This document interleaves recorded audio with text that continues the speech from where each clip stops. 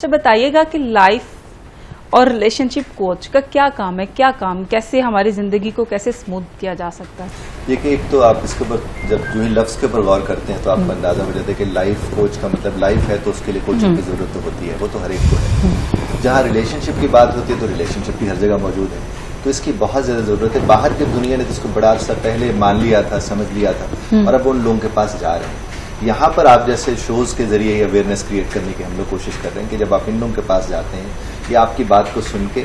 कोई practical solution आपको उसका देते हैं। जब उसे अपनी जिंदगी में ले आते हैं तो आपकी जिंदगी में आसानी आ जाती है, चाहे वो पेरेंटिंग के हवाले से हो, चाहे वो हस्बैंड वाइफ के हवाले से। रिलेशनशिप कोचिंग में ज्यादातर तो कपल्स कोचिंग हम उसको ज्यादा देखते हैं, लेकिन पेरेंटिंग के हवाले से भी आ गया, दोस्तों के आपस में ताल्लुकात है, उसके अलावा कितने ताल्लुकात दुनिया में बन रहे हैं, तो कहीं को बन रहे हैं, कोई टूट रहे हैं, तो वहां पर आपको जरूरत होती है लाइफ कोच, रिलेशनशिप कोच। अच्छा, ये माहिर नफ्सियात से मिलता जुलता नहीं काम लग रहा है कि जैसे माहिर नफ्सियात काम करता है कि जब उसके पास जाया जाता है और वो आपको आपका ब्रेन वॉश करता है या आपके अटेंशन को डाइवर्ट कर देता है, तो मिलता जुलता काम को सिमिलर मिलता जुलता जरूर कह सकते हैं, लेकिन मैंने को 300 से 500 के करीब माहिर नफ्सियात जो लोग थे उनको भी हमने देखा करा है, तो उससे अंदाजा ही होता है कि नहीं, इट इज समथिंग एल्स, थोड़ा हटकर है। और दूसरा बात है कि इसकी लेबलिंग और टैगिंग है वो जरा क्लाइंट को आपके पास आने से उतना रोकती नहीं है जितना बाकी जगहों पर आपको रोकावट। कैसे मसलन क्या लेबलिंग और माहिर नफ्सियात का जो लेबल है, नॉर्मली लोग जब उसके पास जाते हैं तो जो कि गलत बात है, लोग ये कहते हैं कि शायद वो पागल हो गए तो तभी जाएंगे, जबकि लाइफ कोच के पास आते हो उन्हें ये वाला लेवल नहीं एहसास होता। इस बात को रिलेशनशिप कोच के पास आते हैं इस चीज का एहसास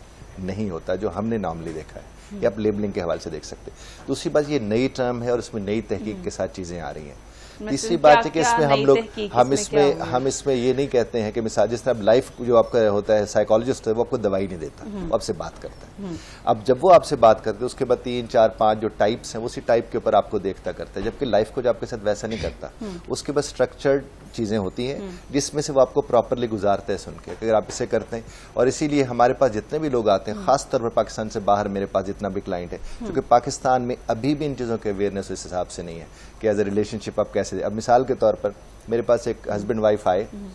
मैं उनके साथ बैठा हुआ हूँ, तो मैंने उन्हें कहा कि आप देखिए कि एक साहब आपके साथ कहते हैं कि सारा दिन के थके हारे आपके पास वापस आए हैं शाम को, और वो आकर कहते हैं कि मैं आज बड़ा ही थक गया हूँ। और आगे से बेगम साहबा उनके साथ बैठी हुई थी, मैंने कहा आगे से हमारी भाभी फरमाती हैं कि कल्ले तुझसे नहीं काम करते, आप थोड़ी काम सिर्फ कर रहे हैं, पूरी दुनिया काम कर रही है, आपको अकेले हैं जो नया काम कर रहे हैं। तो मैंने कहा उसके बाद जिंदगी होगी कैसे? तो साहब कहने लगे जनाब वो दोज़ख होगी, वो जन्नत तो नहीं होगी। उसके बाद मैंने कहा अगर वही बेगम साहब आपसे कहती है कि मुझे आपकी बड़ी फिक्र रहती है, आप खाना सही वक्त में नहीं खाते, आप इतने लोगों को देखते हैं, आपके ऐसे ऐसे मामलात हैं, तो मुझे ये बताइए कि मैंने कहा आप जिंदगी कैसे कहने लगा, आप जन्नत होगी। और अभी मैं ये बात कर ही रहा था तो वो खातून में हम बैठी फरमाती है कि इन्होंने भी तो कुछ कहो ना, कि तब सारी बात मेरे साथ ही कर रहे हैं, मेरे हवाले से कर रहे हैं। मैंने जब उनसे कहा तो मैंने उनके मुतालिक भी वो गुफ्तगू की, तो थोड़ी देर के बाद जब बैठ के मैंने उनको बताया कि कौन कौन से लफ्ज़ों से, कौन कौन से जुमलों से आपकी ज़िंदगी में क्या कुछ हो सकता है, और अगर उसमें लहजा मुख्तलिफ हो, तो वो एक ही सेशन के अंदर उनकी कनेक्टिविटी, कम्युनिकेशन स्टाइल के हवाले से और हो गया।